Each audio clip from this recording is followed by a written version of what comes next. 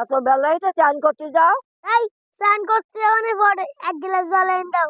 এই নাও জল, জল খেয়ে চান করতে যাও।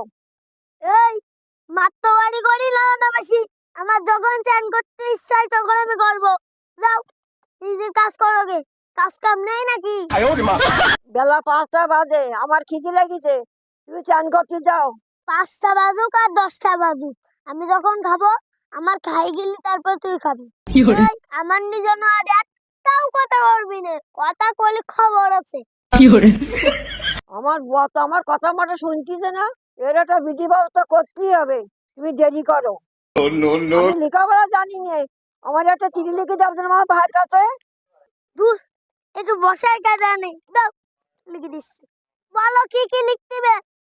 লেখো, আমার যা কিছু আছে আমি সজ্ঞানে ইচ্ছায় আমার বোন নামে লিখে দিলাম।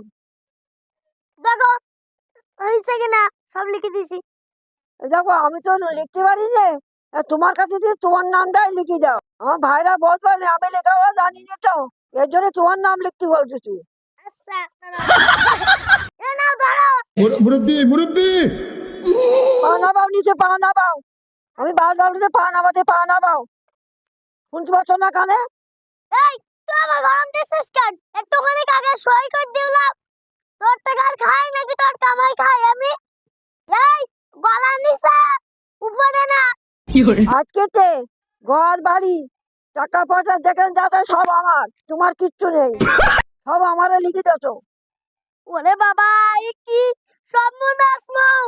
কইলো আমি বাড়ির কাছে লিখতে দিচ্ছি, না জানি সব আমার কাছে লিখে নিয়েছে। এলে ভগবান, এও যেন না গায়।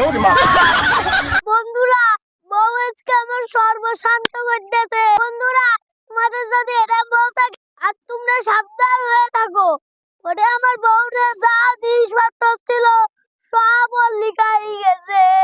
ভগবান, আমার যা করার দরকার আমার করাই গেছে, তুমি খাও খাও, না খাও না খাও, আমি চলে গেলাম।